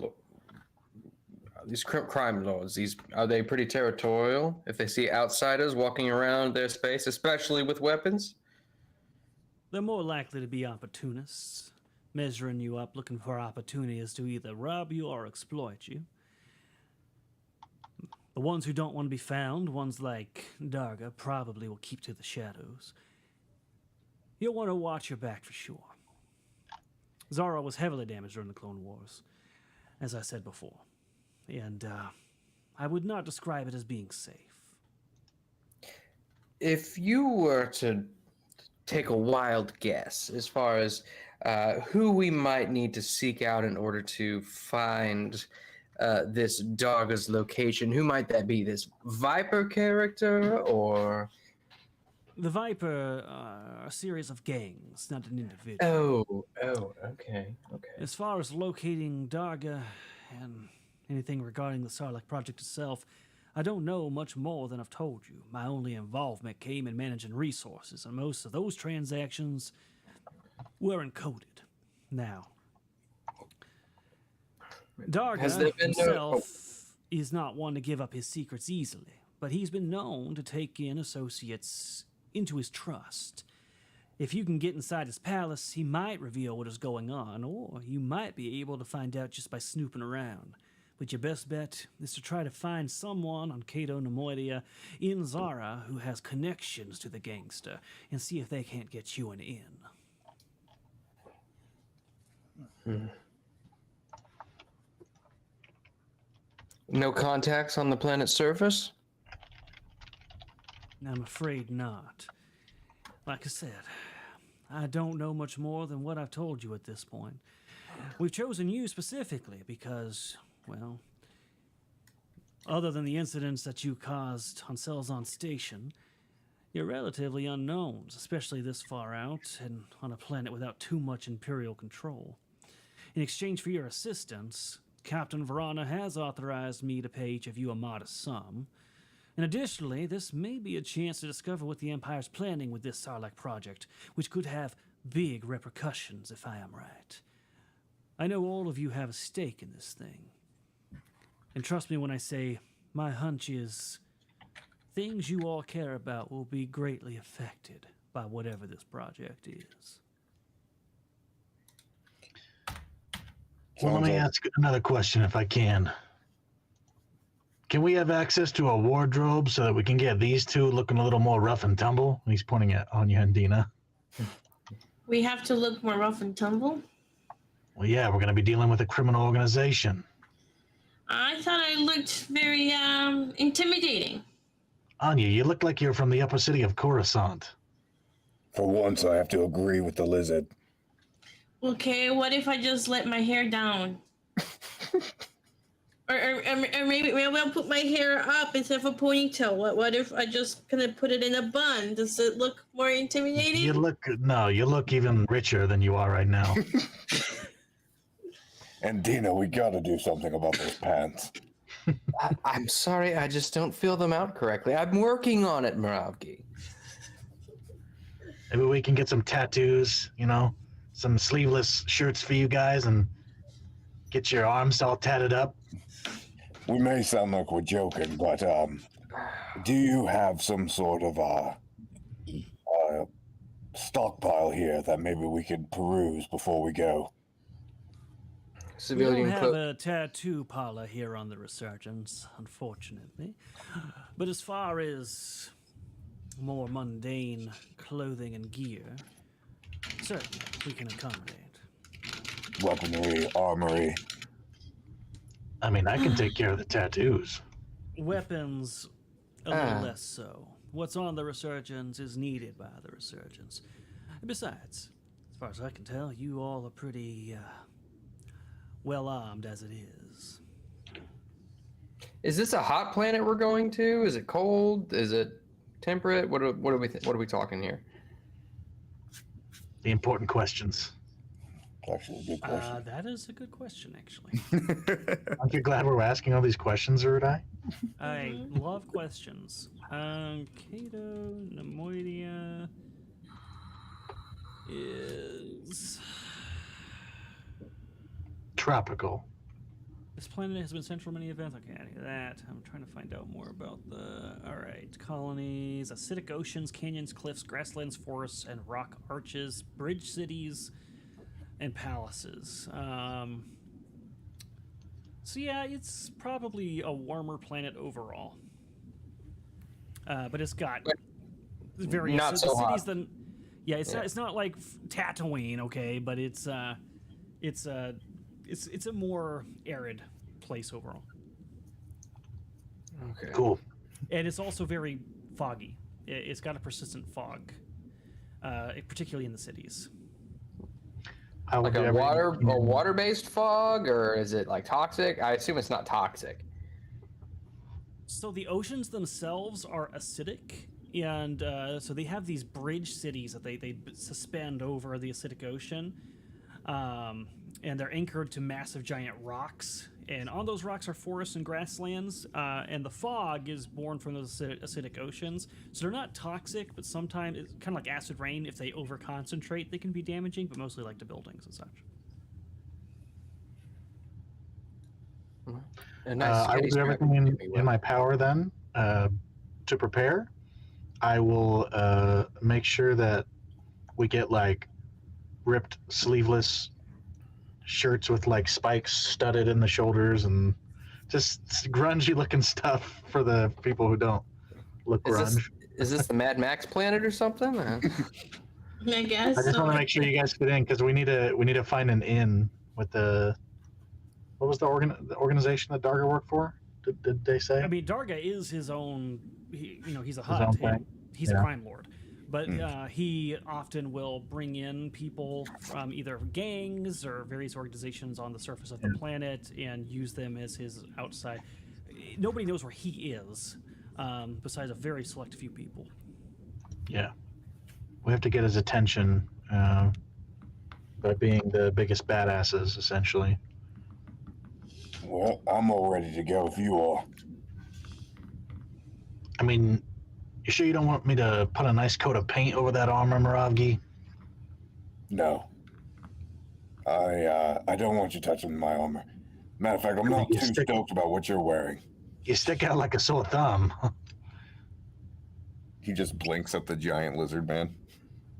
I mean, All it's right. pretty clear that we're opposed to the Empire based on his own attire, so we definitely won't be mistaken for Imperials. That's for certain. I'm just checking something. All right. Yes, Let's, there is, just to give you guys a little bit more information. So on Cato Nemoidia, and you get this information from Varth. He's got the information on this planet. So there is an Imperial garrison that's established on Cato Nemoidia.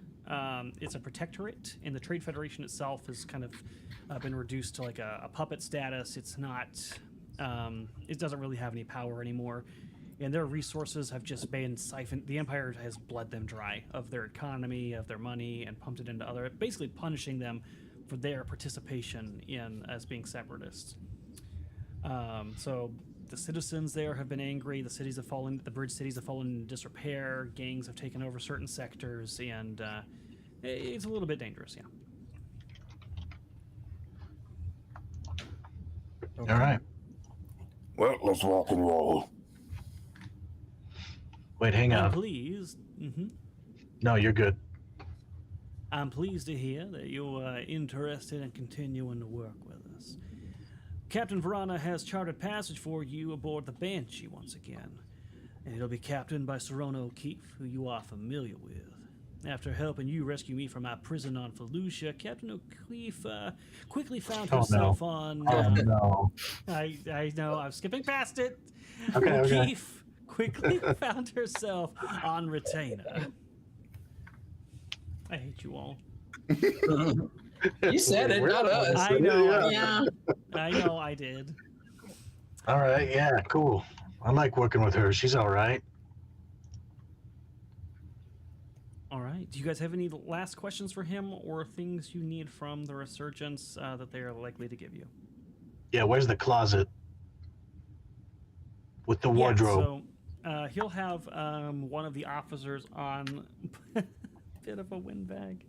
Oh my god. He has several officers take you to a place where they've got gear that they've requisitioned from several people in the Resurgence, streetwear that they don't use while they're on duty, or stuff that they've picked up off of other people that they had dispatch of for clandestine reasons or whatever. So they got a bunch of stuff that you could cobble together to be a little more rough and tumble. Yeah, Skak is like excited about it. You know, he's bringing out his inner metrosexual, like holding up pillars to see if they clash. Moravki just throws up just grabs a bundle of clothes and just throws them at Dina. I'm thinking of going all brown. Brown's Do you good. guys trust Anya to make herself look more nefarious? No, that's what I was doing. Yeah, I already looked nefarious, so I was holding up stuff for her. you muted subs. I'm guessing her shit's broken. Oh, okay. Yeah. Oh, that's unfortunate. All right. Well, then, how about you... Let's see. Look at your sheet real quick. Oh, shit. Not that one. Whatever Dina picks, Moravgi just takes his claws and slashes through it once, just to give it like a... Nice. Yeah. I think that this is works. working There now. you go. There we go. There you Yep. go. There you go. Had to switch to the other roadcasters. What Is were you the saying, idea Adam? that we're supposed to look impoverished? No, you're supposed to look like you got in a Yes. fight with a Wookiee. The I same one respect that's that. going to be traveling with us. And you live to tell Maybe. the tale. Maybe you enslaved him after you won the fight. You And know? apparently so did the Wookiee. Oh, okay. Moravgi, why don't you give me or who did I say? Moravgi? Skak. If you could give me a deception check to see how well you do at making Anya look like a disheveled badass that might actually be intimidating in some way. Can I help him? Can I help him? No, you have displayed a horrible ineptitude of ideas of how to make What? yourself look intimidating. You would be I objected- didn't even say anything. You said, if I put my hair up in a bun or let my hair down, If I- or if I was Oh a my little God. bit cuter, do you think? If I just give you a description, does that help? Who, me? Yeah, like why am I doing a deception check? I tell I you feel what like you my need to character do. would know. I just want to see as how good being- you do. I want to see Put how your hair badass up you in looks. curlers and carry a It's rolling like a pin. disguise That'll be check, intimidating. essentially. Yeah, do it. But if my character is from this part of society, I don't get bonuses. I'll give you a bonus. Let's give you you're a bounty hunter, right? We'll give you a +5. Okay, let me see how many force points I have. We got 18 at the beginning of the session. Do one. Damn. Oh, we did? You fuck I up. missed that. Yeah, 18. Okay. They're technically temporary, but I'm letting them go into the next episode because we had a short episode today. Okay. With a +1 deception, I got a 24. Yeah, you managed to make Anya look like she might actually be able to, rough someone up, beat them up. She might even like kick you while you're down. She looks pretty rocker. All right, you got a vest on. It's like a dark blue, and it has spikes on the shoulders, like a biker. On the shoulders. And you've got a scarf, like Dengar, that you Yeah. can lift up the mask if you need to. We'll just say cargo pants that are like brown. And I'm gonna give you a belt, a proper belt with a holster, so that you Nice. look like you're a quick draw. Oh, Rob nice. walks by and slashes that outfit too. No, I hold it back. He looks perfect. How I can do that do to I Dina. look? How do I Not- look? I'm wearing. Dina is wearing some khaki shorts with that are. And a fanny pack. Stuffed Yes. in the back. Yes, you understand the look I'm going for. And they come up to her belly button, and tucked into that is a brown spaghetti strap. And she is wearing a visor. You can see her hair poking out the top, and she's got a ponytail that comes out the back and down. Oh my god! Even I Well- know that's a bad idea. Yeah, Skak like grabs your poncho and just like he comes over, puts it over you. Yeah, let's just cover all that up. What's wrong with it? Yeah, all of you, even Anya, know that that screams "bully me" and take my money. Just Yeah. keep the poncho on, all right? Come on, I look tough, right? No, Oh, you look like a tourist. Even as a droid with no eyes, I can tell that that's just wrong. sensors indicate. Insane. But all right, so you look a little bit more intimidating now, Anya. And you guys are ready to go on to the Banshee. Captain O'Keefe is there waiting for you to take you down to Cato Nemoidia. right. The trip there is uneventful. The Empire doesn't get you with any interdicted cruisers. You don't run into a black hole. You're good to go. Let me help Anya with one thing before we go down there. Okay. Well, one more thing. You have a blaster pistol, right? Yes. All right. Can I put like a rail system on it to hold her lightsaber so that it just looks like a scope, just to kind of disguise it? That's a good idea. I don't know what her lightsaber looks like, or where it would be best disguised. Yeah. This could go either way. We'll call this a this is basically disguising and concealing an item, so we'll call this a deception check as well. All right. Here's another one.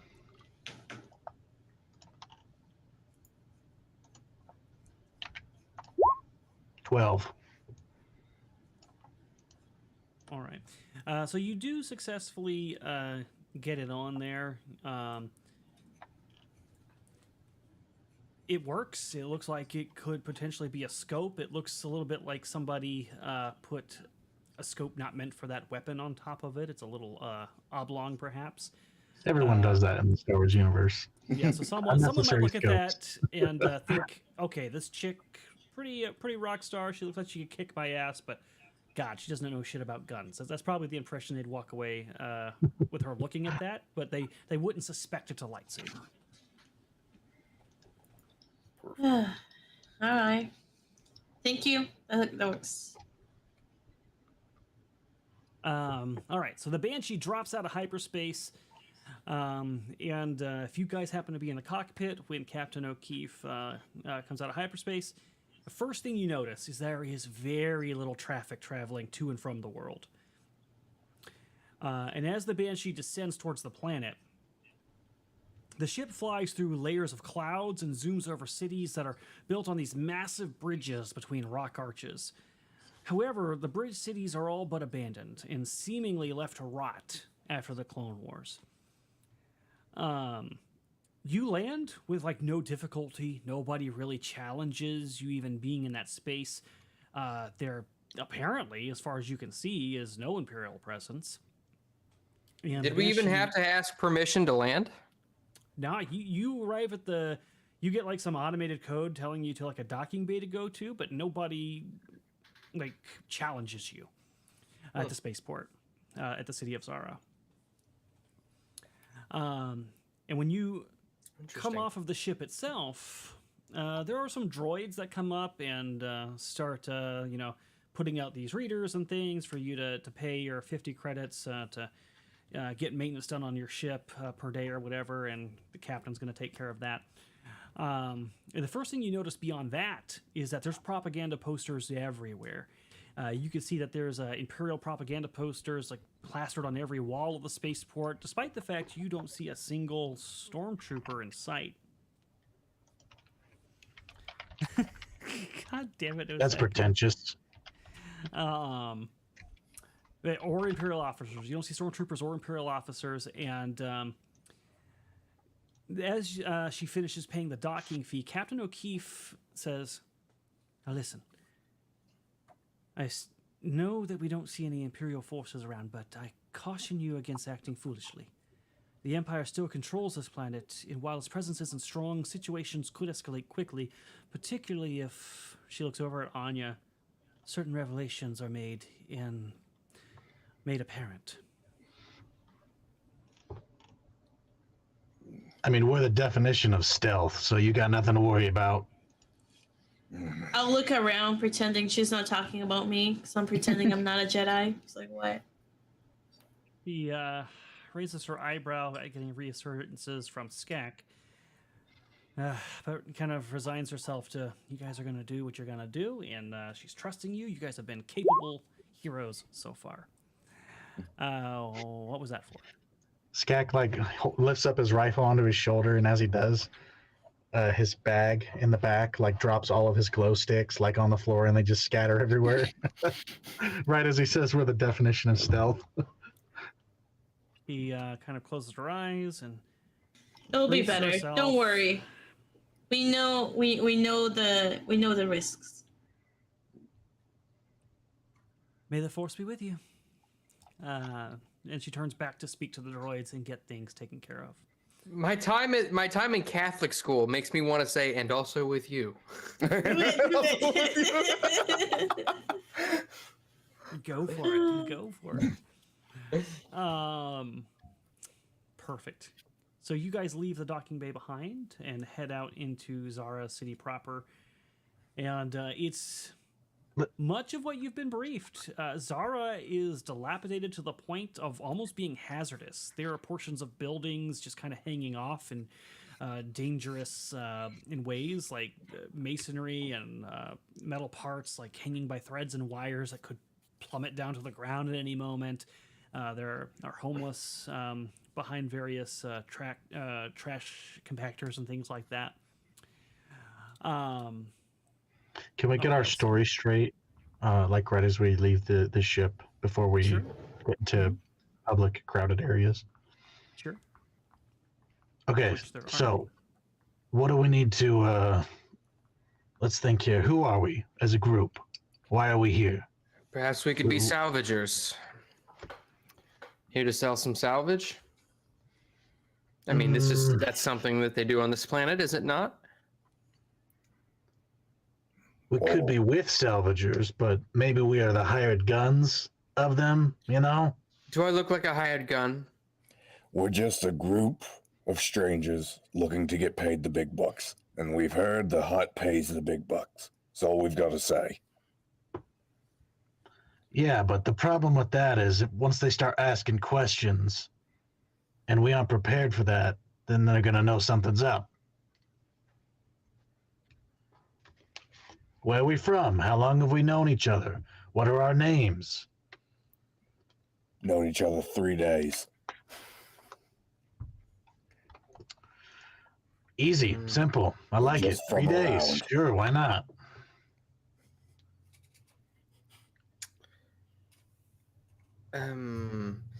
You know, that's a good question. We do need to come up with a good, coherent story. And perhaps the story should include us knowing each other for longer than just 3 days.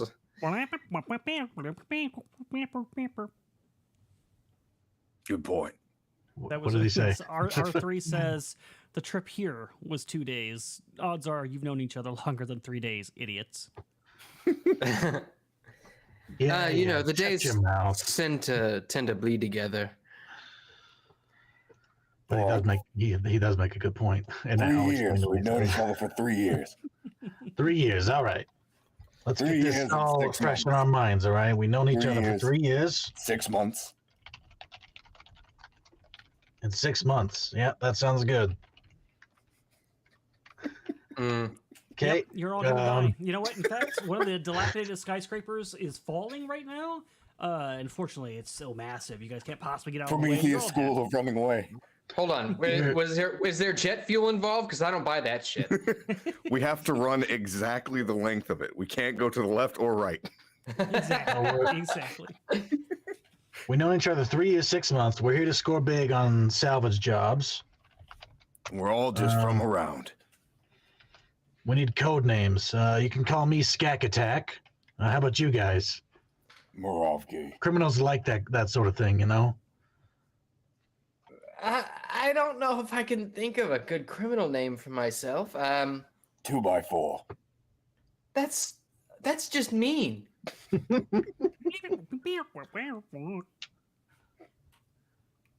Oh, I'm sorry. What was that? What do you say? R3 says that's being generous. He said that's generous. R3.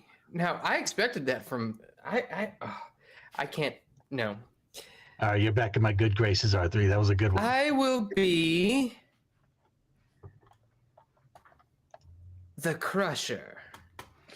Huh? That's good. See, criminals like that sort of thing, you know? You pick a name that's sort of the opposite of how you look. It throws people off. What? Like we could call him Tiny. He's pointing at Moravki. What did the droid say? R3 is making a list and adds 2x4 Crusher to the name list. And Anya, what would Anya be? Anya would be. I think Anya would be the 2x4. Definitely not a Jedi. That is. That's right. She could be the queen. How about that? Oh, I was gonna say Jugs for the massive endowment, but I said the bouncing death. but Queen's good. Queen's good. More Jugs. I like both. I don't know. You Wookiee, you're gonna be Tiny. I feel the need to be catty towards Anya now that she's not here. To defend herself. And I really should think of a name besides using my real name. I know there's some people out there looking for me, so I'm just gonna call Anya Ugly, and that's gonna be her name. Whoa, Dina, too far. Oh, Damn. sorry. okay. Well then, that's all right. Call me Scales, and we'll call you Fluffy. R3 turns on a projector, and a holo site appears on the wall called Hot or Not. And they've put up side by side pictures of both Anya and Dina, and Anya's currently got the higher rating, and he makes up. What, R3? What exactly is it about Anya that's so much better than me? Look, don't listen to him, all right? The only people he pulled were the people on the ship, so there's plenty of people out there in the galaxy who are probably into that sort of thing, you know? I mean, me personally, you look a lot better than Anya. I mean... Thank you, Skak, damn it. Ugh. But that's just because you don't have any assets. His name is Fluffy. Oh, Jesus. I'm going to go with Scorecard, because that's the name of my gun. You can go by whatever you want. I'm calling you Fluffy. We need to make sure that we have this down, Moravgi. Oh, it's down, all right.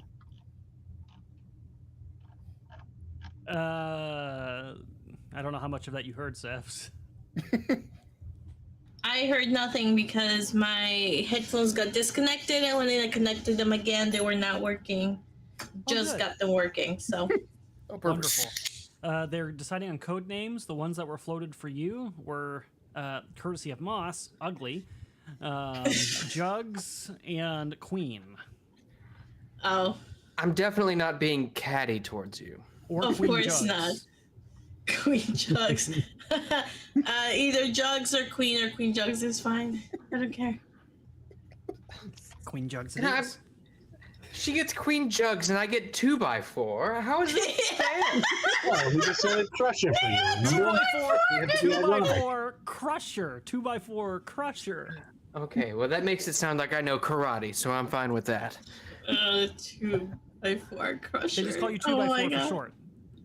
And Oh, I'm wow. Scales, and Skak is Fluffy. Commit that to memory. That's the dumbest thing.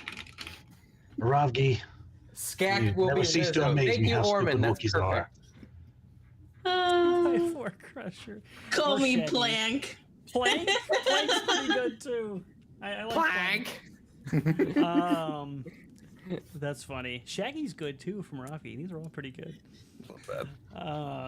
Skak could be Lizzo. That's mean. Snack attack. Let's go with y'all. I was Any called other a details fluffy. that you wanna iron out besides your code names and the fact that you've known each other for 3 years and 4 months? 6 months. Now, when you guys do the talking, I'm going to sort of walk Anya through it a little bit, because Yeah. she's good with people. You got to make stuff up. Like,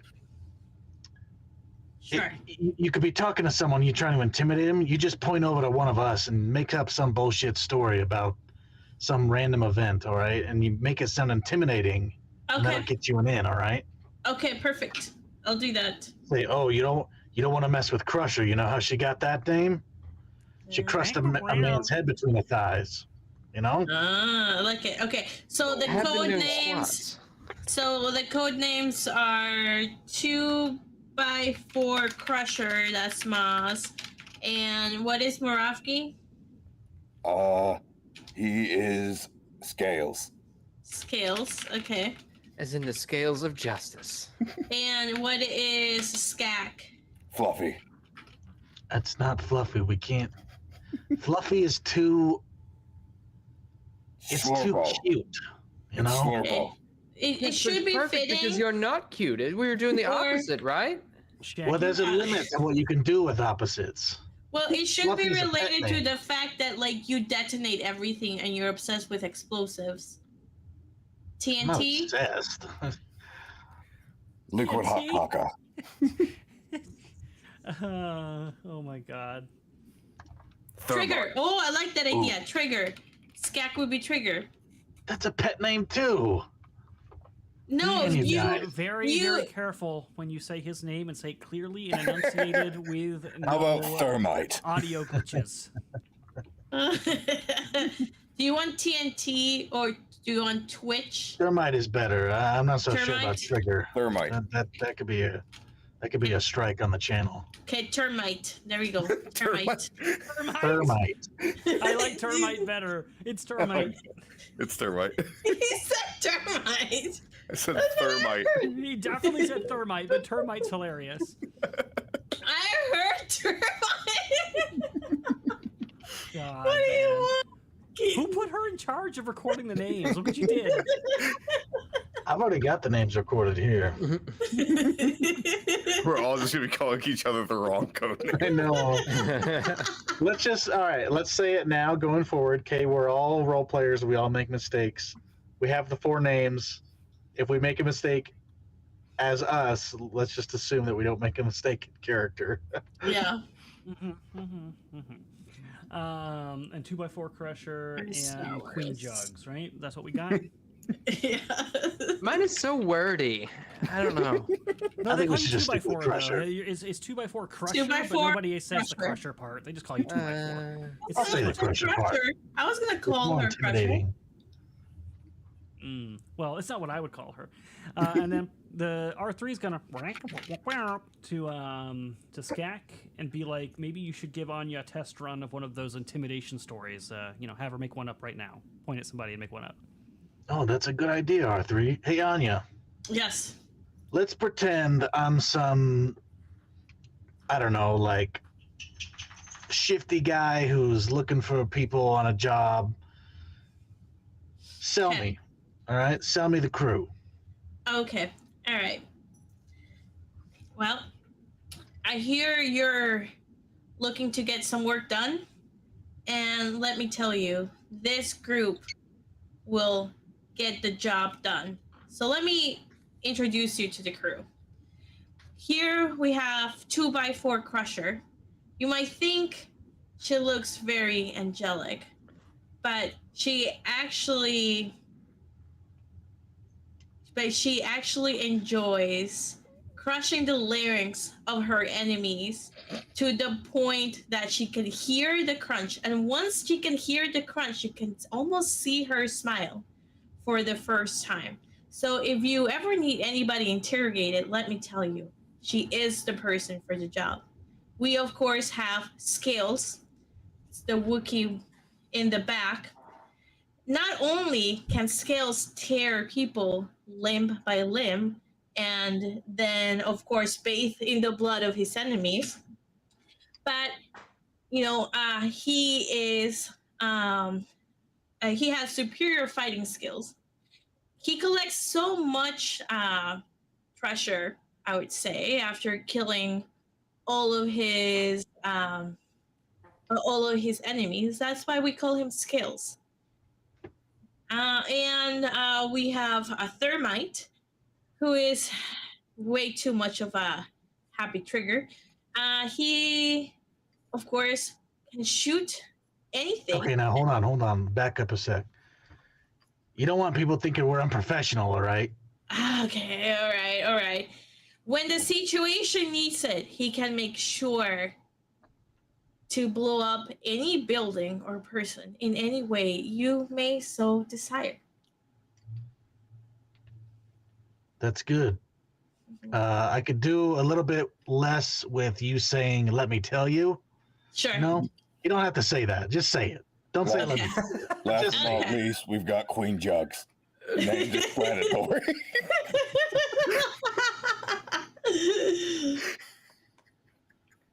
Maybe Skak should talk. This is horrible. Incredible. Yeah, there's better bonuses for people with less charisma on planets like this. R3 lets out a unsatisfied blarp, but then follows up by saying and wants to know what his code name's going to be. Cutie. Of course. He pulls up a conspiracy site of people who've been monitoring codes across the Empire, and there's an awful lot of people who have either the code name, the name, or designation of QT who've mysteriously died under strange circumstances, and this concerns him. No, Cutie like Cutie. It's different. With resignation. And we'll he say you're the takes- biggest psychopath of us all. That's fair. I like that. Sensational being said, and now the droid is dead. That's what I was saying. All right. So as you guys are talking about this and leaving And I will spaceport, I will hand 1 frag grenade to each of you. So you all have Thank 1 you. frag grenade. Ooh, Good to know. Look, you see this? Don't touch this button until you're ready to throw it, all right? this is fun. Wonderful. Also, do not stand anywhere near it when it goes off. Okay. All right. So as you guys leave the spaceport and start heading out into the city proper, as best you can call that, and you start taking in the sights and seeing just how run down. This place used to be like beautiful, by the way. This used to be one of the richest planets in the Confederacy and in the trade.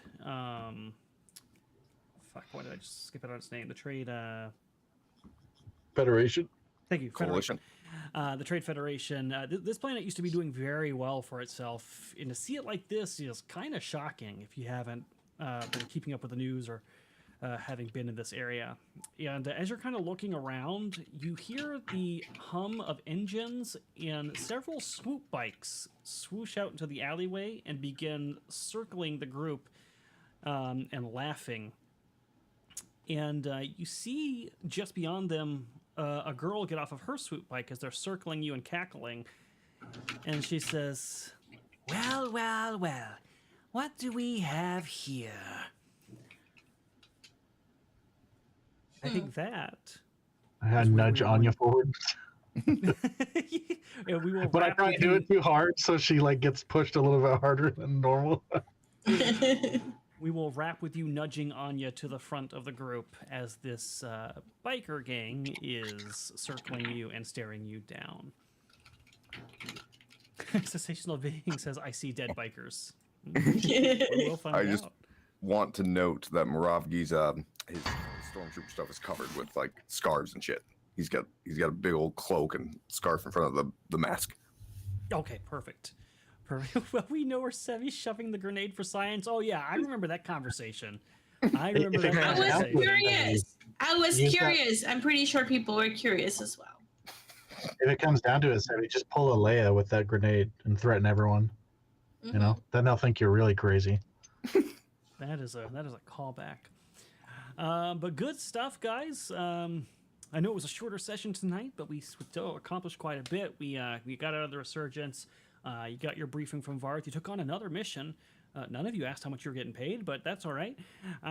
There's some money coming at some point, and we've made It's ourselves about justice. to a planet that really shows the aftermath of what the Clone Wars has wrought upon the galaxy and the Empire when it tightens its grip on these systems, what it ends up looking like. So very curious to see how you guys handle this. This is going to be a little bit different from the other circumstances you've been in, dealing with some rough and tumble people and around here, high-level crime lord. I'm very interested to see how that goes.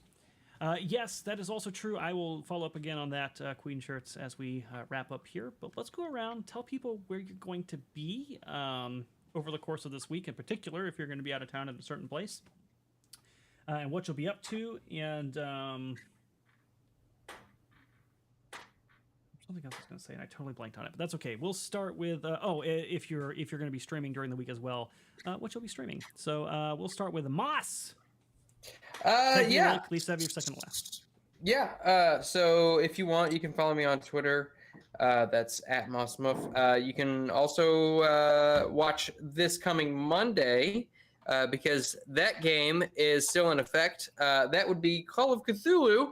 As if you haven't been, or if you've been keeping up, they should be finishing up with their escapades aboard the RMS Adriatic and actually getting into the meat of what the campaign's about. So I'm excited about that. Other than that, you can probably, I believe JJ and I will probably be streaming on Tuesdays over on Kick. That's the Dragon's Tavern.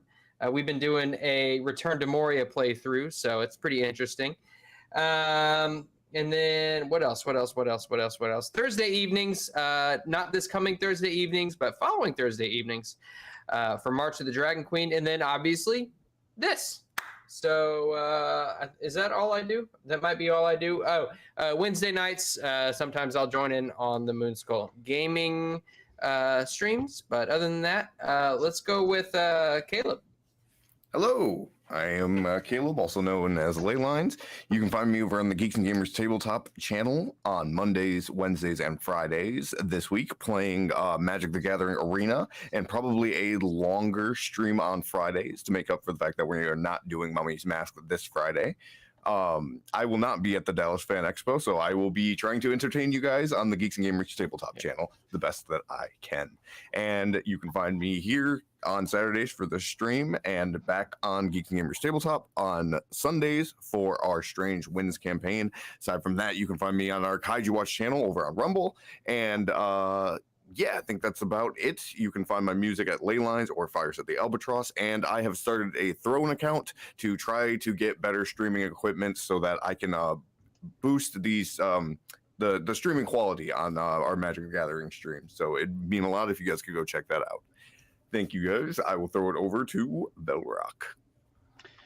I'm here playing Star Wars as Skak, Geeks and Gamers on Thursdays playing Dick, and I Jesus, and so hard. I know that's why I named him that, because I love saying it like that. You can find my work on mymanufacturer.com/Velrock. I make miniatures. You can purchase the digital files and 3D print them. I'm just gonna leave it at that. Sevvy. All right. Well, hello everyone.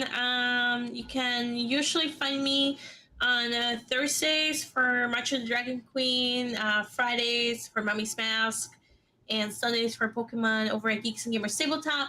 Then you can find me over here at Moonskull on Fridays for Whiskey and Wine, Saturdays Star Wars, and Mondays Call of Cthulhu. And every other Wednesday we have a game with the crew, so check that out. I also do try to stream in my private Kick and Twitch, so please give those a follow. And Michaela, you have the wrong link for my Instagram, FYI. Thank you. And I will be at Dallas next week, so we'll be streaming live from Dallas, so keep your eyes peeled for that. And I think that's mostly it. And by the way, congrats for 6K on Instagram. Thanks. Slowly but surely creeping up. You've got like I don't even know, 8 times the amount of followers I have on there, so good job. Yeah, yesterday on Mummy's Mask was wild. So yeah, thank you guys for tuning in. Very excited to see you in Dallas. As she mentioned, we'll be live streaming there. And this time, Sevvy made me get a gimbal because she said my hands shake too much, apparently, when I run streams. Apparently lots of complaints made it to her inbox. So we'll have something there to help with that. And it'll be a lot of fun. We're going to go to the Rippaverse meetup and hope to see some of you there. And for those of you who can't make it, hope to bring it to you via our streams. It's going to be a lot of fun. So, of course, there's not going to be any Mummy's Mask. There's not going to be any Star Wars. There's not going to be any March of the Dragon Queen, and no Frost Maiden. Those will not be going on. But you'll get to see the Magic the Gathering stream still going. Call of Cthulhu will still be there. I guess no Pokemon either, because we will Maybe not Strange be back Ones? Sunday. No. Hold off on the Strange Winds. I'm not sure. I gotta talk to JJ, but possibly. I think that's it as far as that goes, guys. I also run private games. I am a professional DM on the side. I've got a few openings in some of my campaigns that have opened up. Also, I've got 2 entirely brand new ones that are opening up that are currently listed as Mad Mage, I think, but they're going to actually be the new Vecna campaign that just came out, which is a campaign designed for level 10 up to 20. So if you have ever wanted to try actual high-level play, which is incredibly rare in 5e, this would be your chance to do it. And I've been starting to read it, and it seems like it's a pretty cool campaign with some good stuff going on in there. And then last but not least, please check out Gilded and our new Discord. We are trying to get that set up. We have a waiting room. Just follow the links to get there. If you happen to subscribe there and support Legend Seeker, you will get 4 times the benefits that you would get for super chatting on the stream. So if you get a silver membership, instead of sending a single $20 super chat to one player, you're going to give the entire cast 4 times that value. So basically $80 per player worth of super chats for just $20. And if you go gold, you do that for every single stream across both channels. So you can see how that greatly amplifies your support while helping me get my book out to the marketplace for you guys, so we can fight the woke rot that has pervaded our industry. And then, last but not least, I am going to, some of you kind of came in halfway through the show, didn't get to see the new intro, so I'm going to outro us to the intro so you can watch it at the end, and then we will end the stream. Nice. Thanks for tuning in, guys, and hey, we'll see you not next week, but the week after. Bye, guys. So long, gay boys. Mm.